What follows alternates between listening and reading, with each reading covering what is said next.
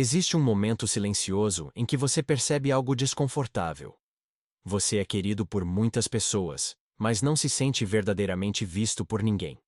Você é educado, simpático, prestativo. Evita conflitos. Escolhe palavras com cuidado. Sabe exatamente como agradar. E ainda assim, algo dentro de você parece cada vez mais fraco, mais distante, quase irreconhecível. Não é cansaço físico. Não é tristeza evidente. É uma sensação mais profunda. A impressão de que, quanto mais você tenta ser aceito, menos você existe de verdade.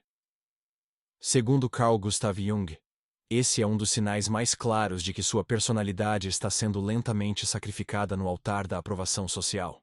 Em O Eu e o Inconsciente, Jung descreve esse fenômeno como uma identificação patológica com a persona, onde o indivíduo perde contato progressivo com seu núcleo autêntico. Não é paranoia. Não é exagero psicológico. É um processo observável que acontece silenciosamente em milhões de pessoas que tentam desesperadamente ser aceitas. Vivemos em uma cultura que glorifica a simpatia constante. Desde cedo, aprendemos que ser aceito é sobreviver. Que desagradar é perigoso. Que conflito gera rejeição. O livro Como Fazer Amigos e Influenciar Pessoas, de Dale Carnegie, se tornou um dos maiores sucessos da história, justamente porque ensina técnicas eficazes para navegar nesse campo minado social. Não criticar, não confrontar, sorrir mais, demonstrar interesse, evitar discussões. Tudo isso funciona. Funciona muito bem. O problema começa quando essas técnicas deixam de ser estratégias conscientes e passam a se tornar uma identidade. Quando agradar, deixa de ser uma escolha e se transforma em uma necessidade psíquica. Carnegie nunca pretendeu criar autômatos sociais, mas muitos leitores transformam suas orientações práticas em uma prisão invisível. Você para de escolher ser simpático e simplesmente não consegue mais ser diferente disso. A máscara gruda na pele. Jung observou que o ser humano precisa criar uma máscara social para viver em sociedade. Ele chamou essa máscara de persona. A persona não é algo ruim por si só. Ela é necessária. É o papel que desempenhamos no mundo, a forma como nos apresentamos, o conjunto de comportamentos que facilita a convivência. Em Aion, Estudos sobre o Simbolismo do Si Mesmo, Jung explica que a persona é um compromisso entre o indivíduo e a sociedade sobre o que ele deve parecer ser. O problema surge quando a persona cresce demais. Quando você se identifica completamente com ela. Quando você passa a acreditar que aquilo que os outros aprovam é quem você realmente é.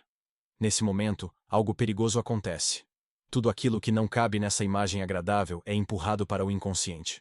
Aquilo que você sente, mas não pode expressar. Aquilo que pensa, mas não pode dizer. Aquilo que deseja, mas considera inaceitável. Raiva, frustração, inveja, discordância, impulsos de autonomia. Tudo isso não desaparece. Jung foi muito claro sobre isso. O que é reprimido não deixa de existir. Ele apenas se torna sombra. E a sombra não é fraca. Ela é acumulativa. Quanto mais você tenta ser apenas luz, mais escura e poderosa ela se torna nos bastidores da sua psique. É um princípio compensatório fundamental da psicologia profunda que Jung observou ao longo de décadas de prática clínica. Agora vamos ser práticos por um momento. Pegue um caderno e faça o seguinte exercício. Durante uma semana inteira, registre todas as vezes em que você concordou externamente, mas discordou internamente. Não precisa mudar nada ainda. Apenas observe e anote.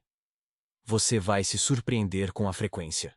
Pode ser quando seu chefe propôs um prazo impossível e você disse, sem problema. Pode ser quando um amigo escolheu um restaurante que você odeia e você disse, ótima escolha. Pode ser quando alguém te interrompeu no meio de uma história e você simplesmente parou de falar, sorrindo educadamente. Cada uma dessas situações é uma microtraição de si mesmo. Uma por dia já é significativo. 5 por dia começa a ser preocupante. 10 ou mais por dia indica que você está vivendo mais para os outros do que para si mesmo. E cada uma dessas microfraturas se acumula, criando uma rachadura psíquica cada vez mais profunda. O erro fatal é acreditar que agradar constantemente é sinal de maturidade emocional. Na verdade, muitas vezes é sinal de medo. Medo de rejeição, medo de abandono, medo de perder pertencimento, medo de não ser amado se for verdadeiro. Jung observou em inúmeros pacientes que pessoas excessivamente boas, sempre compreensivas, sempre disponíveis, frequentemente carregam uma sombra carregada de ressentimento, amargura e hostilidade reprimida. Em A Prática da Psicoterapia, Jung relata casos de pacientes que vinham ao consultório com depressão, ansiedade ou sintomas psicossomáticos inexplicáveis. À medida que a análise progredia, descobria-se que essas pessoas haviam construído uma persona tão rígida, tão perfeitamente adaptada, que não havia mais espaço para respirar. Elas não se sentiam livres para ser quem eram.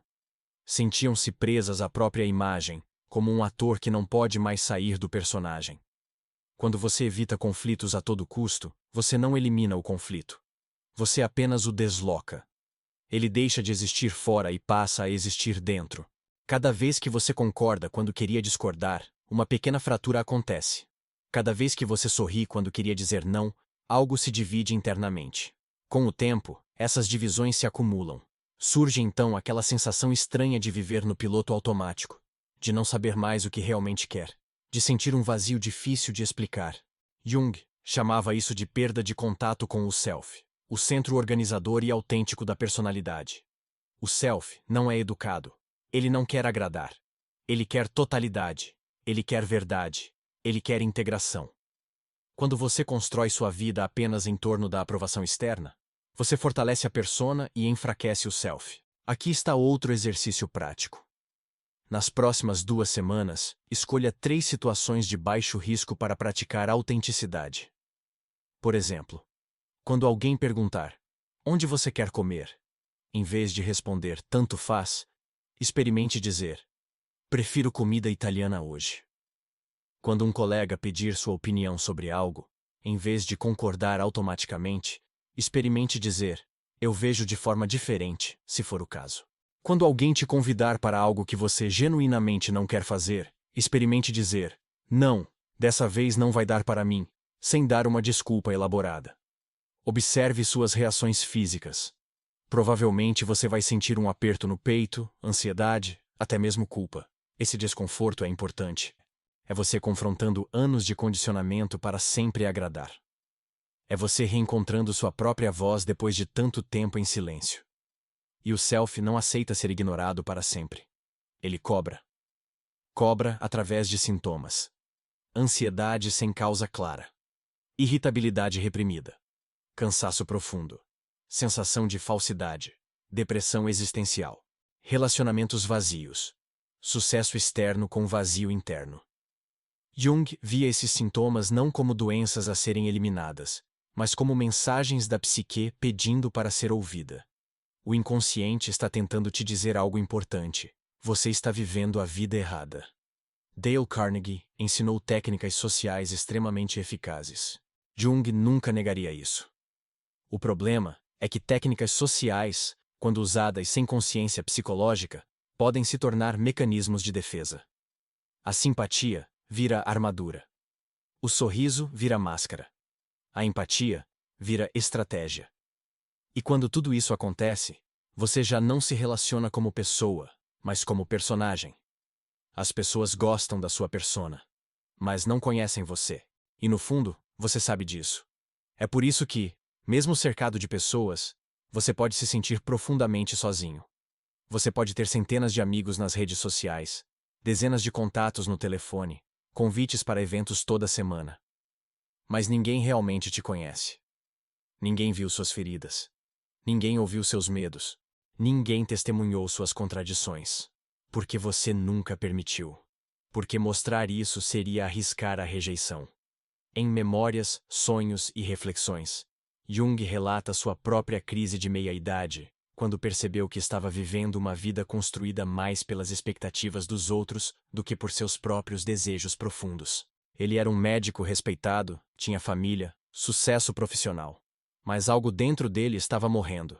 Ele precisou fazer escolhas difíceis, romper com Freud, desagradar colegas, perder aprovações importantes. Foi aterrorizante. Mas foi necessário para que ele pudesse se tornar quem realmente era. Jung dizia que a neurose moderna não nasce da falta de adaptação social, mas do excesso dela. Adaptar-se demais ao mundo externo, ignorando as exigências internas, gera um desequilíbrio inevitável. A psique exige compensação. Se você é excessivamente dócil externamente, algo em você se torna agressivo internamente. Se você é sempre compreensivo, algo em você se torna julgador. Se você é sempre flexível, algo em você se torna rígido por dentro. Essa é a lógica da sombra. E a sombra não integrada sempre encontra uma forma de se manifestar. Vamos falar sobre manifestações concretas.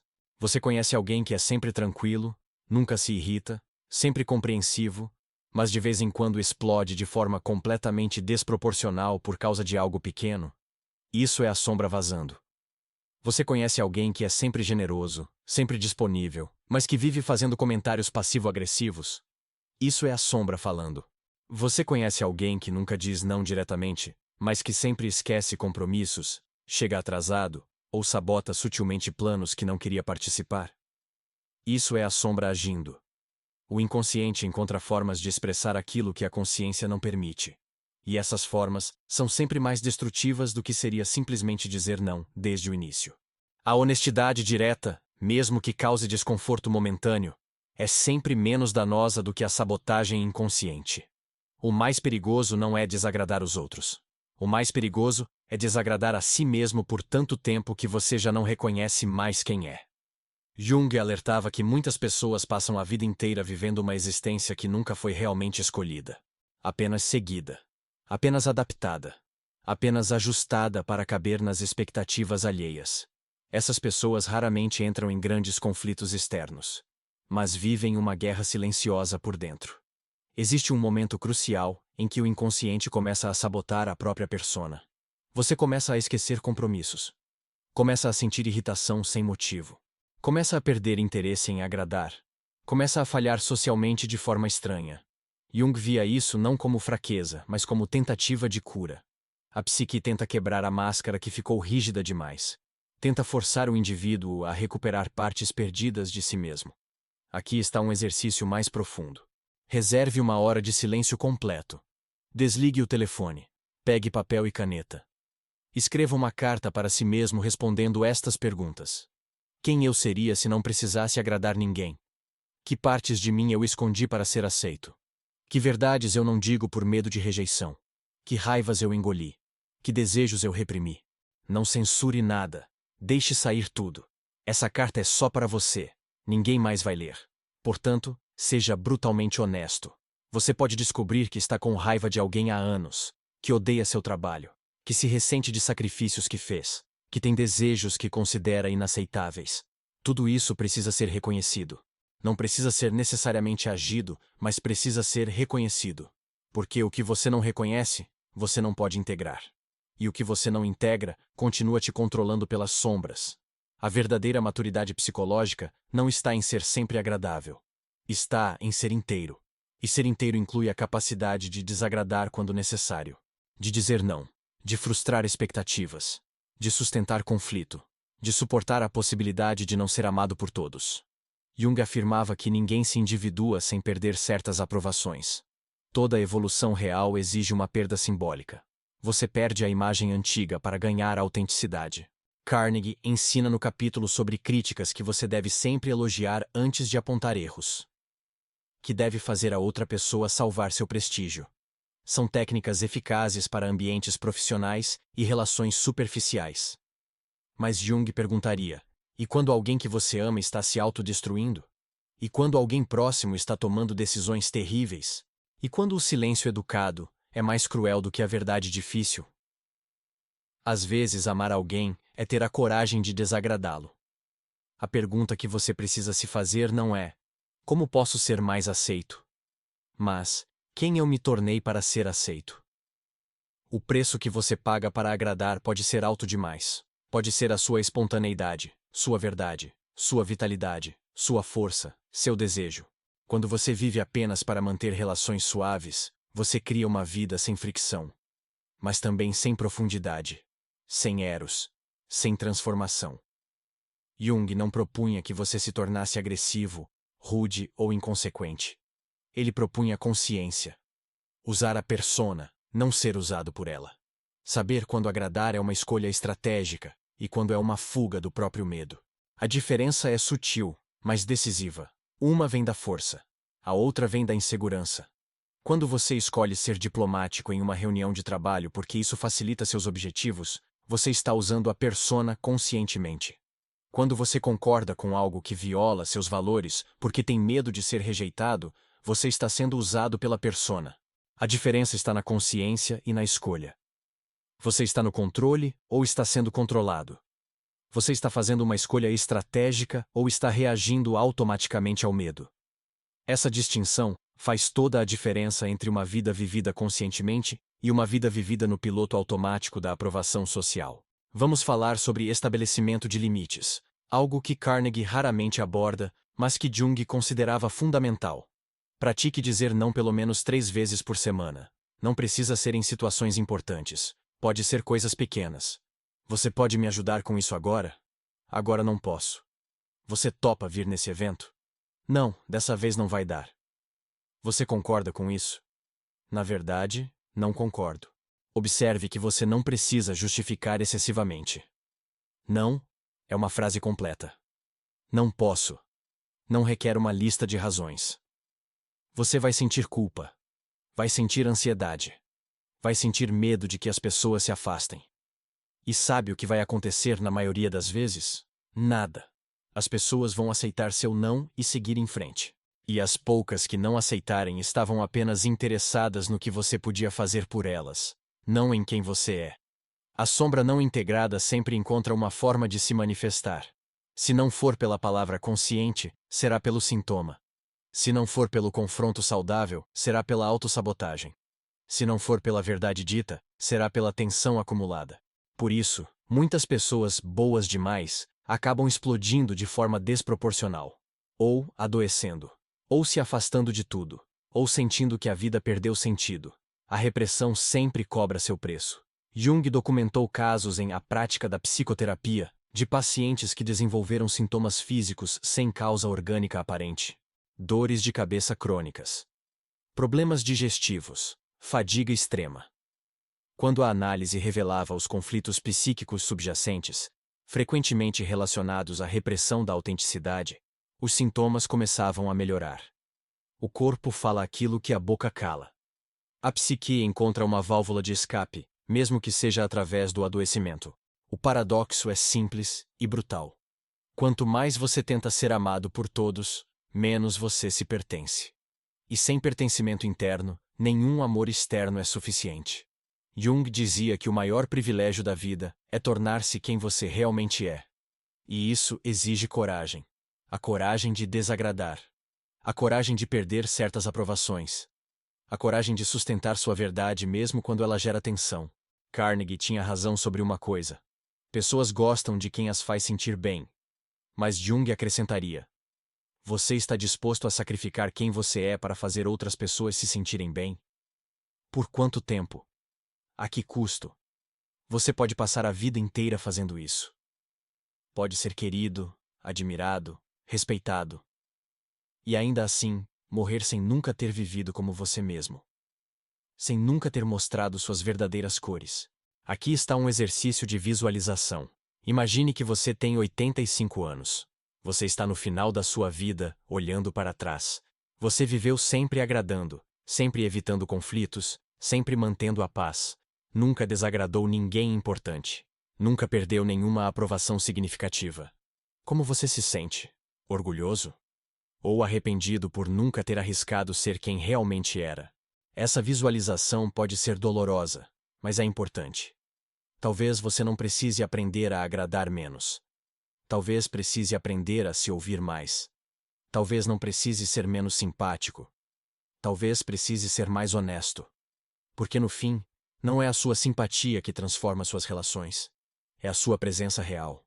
E presença real só existe quando você não se abandona para ser aceito. Quando você não traz suas verdades para manter a harmonia. Quando você não sacrifica quem é no altar da aprovação social. Comece a prestar atenção nos seus relacionamentos mais próximos. Quantas pessoas conhecem sua sombra?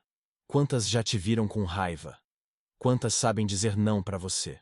Quantas conhecem seus medos reais? Se a resposta for nenhuma ou poucas, você não tem intimidade. Você tem apenas conexões superficiais, baseadas na sua persona. E isso é exaustivo. É solitário. É insustentável a longo prazo. Jung observava que relacionamentos autênticos exigem que ambas as pessoas sejam capazes de mostrar suas sombras. Não para se machucarem, mas para serem vistas integralmente. Quando você pode dizer, estou com raiva de você por causa disso, e a relação não desmorona, você tem intimidade real.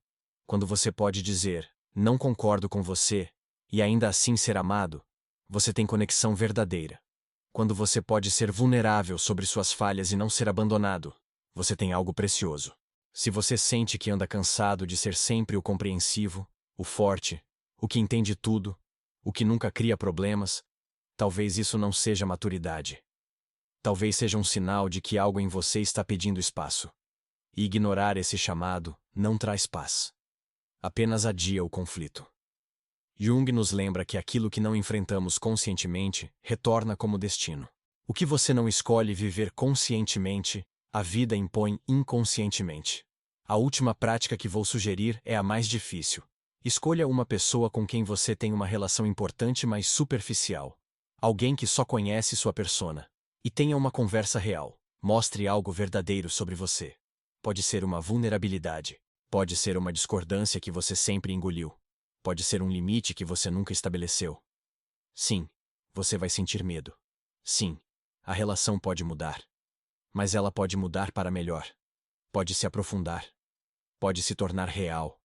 Ou pode acabar, revelando que nunca foi uma relação verdadeira para começar. E ambos os resultados são melhores do que continuar vivendo uma conexão falsa. Porque no fim, você não precisa de 1000 pessoas que gostam da sua máscara.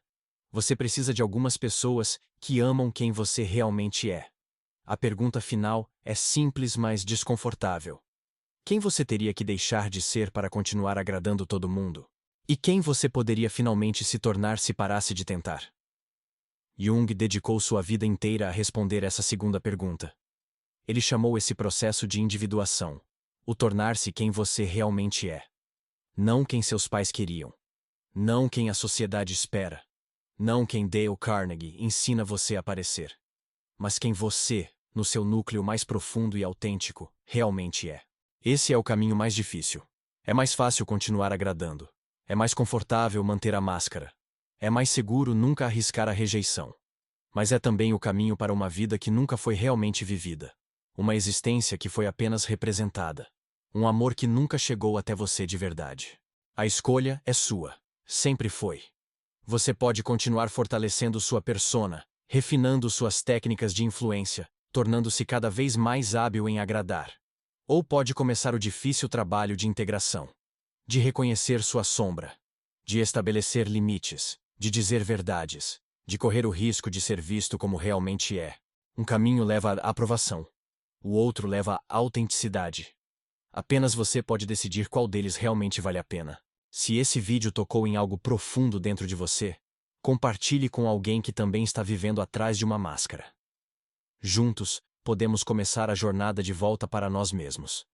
Inscreva-se para mais conteúdo sobre psicologia profunda e transformação real. A sua autenticidade está esperando por você.